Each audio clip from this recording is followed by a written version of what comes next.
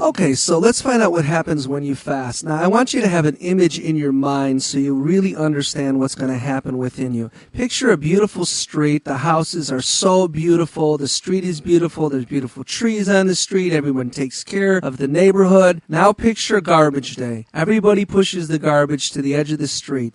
And you're like, oh my God, look what they're doing. They're ruining this whole place. It's just a mess. There's garbage all over in front of the streets. Well, you don't have to be too sophisticated to realize that it's just garbage day, and that's what they do on garbage day. It's not like that is how the neighborhood is all the time.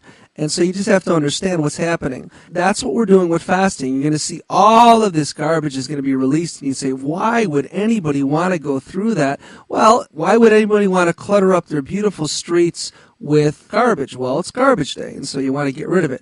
Or one more example, cleaning a room, a basement. So you take everything out, put it to the middle of the room, and somebody, neighbor, walks in. Oh my God, what are you doing? Oh my God, they start panicking. You're ruining everything. Well, no, you're just cleaning the place, and sometimes you have to empty drawers and put things out of place so that you can put them into place. So that's the image I want you to use as we go through what's going to happen with fasting. All right, let's go through this really fast. First day, stage 1, this is day 1 and day 2. Immediately, when you're not eating, your blood sugar level drops down below 70 milligrams. So what happens is your body wants to restore the blood to the normal glucose level. So what it does is it takes liver glycogen and it converts it to glucose and it puts it back into your blood. So now you've got glucose in your blood, but guess what? That is only going to last for half of a day. So then the body, which is resourceful, says, okay, let's reduce the basal metabolic rates, the rate of internal chemical activity that's happening in the resting tissue. Let's lower that. Let's do whatever we can to conserve energy. Let's slow the heart. Let's reduce the blood pressure. So you got to know all this stuff is going to happen. And then glycogen is going to be pulled from the muscles, causing some weakness. So that's the first wave of cleansing, and it's usually the worst because your body is like, whoa, what's going on here? So what are some of the symptoms? Well, some people can get headaches or dizziness or nausea, bad breath, glazed eyes, heavily coated tongue. Those are the signs of the first stage of cleansing. And of course, your body wants to return to normal, so hunger can be the most intense in that first period. So sometimes people will do an enema or they'll go do a water colonic. What that does is it empties your colon from digestion, and then your body says, oh, okay, we're doing something else. That will all dissipate. So that's not too pretty, but think of the example of, like I said, garbage day. Now, that is day 1 and day 2. Day 3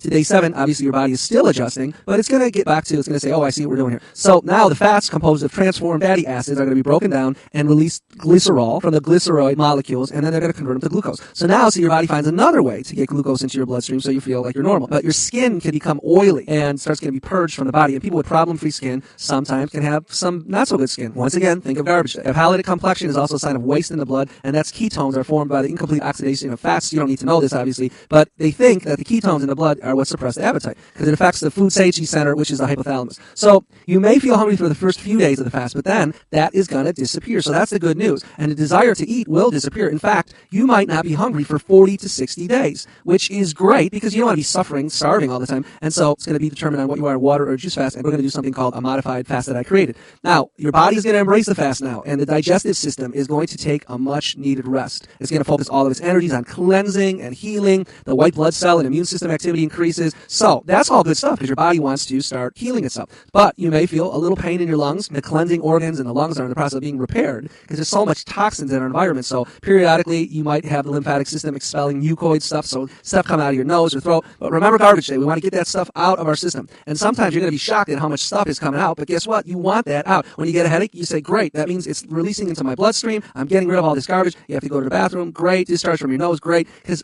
you want that stuff out of your system. Finally, you can have bad breath. Your tongue can be coated. The colon is starting to be repaired too. So a lot of stuff to look forward to at the beginning. But guys, that is part of the excitement because when you see what's happening, now you know that what you're doing is paying off and you're actually getting results. And so next time we're going to do the next stages where you're going to really see some fun things that are happening. But I don't want you to confuse these negative temporary symptoms with something that is not a good thing. People that know you see you and they say, oh, why would someone put themselves through that? And guys, it's like exercise. Imagine if you didn't know what exercise was. When you saw somebody working out, working their butt off, you'd say, oh my God, what are they doing? They're going to hurt themselves, But honestly, they're just investing in themselves so they can come out on the other end. That's what we're doing here. And our goal is a completely reset body, more energy, more youthfulness, better weight, feeling generally proud and good about yourself. And that's what we're going to get. So I'll see you in a second.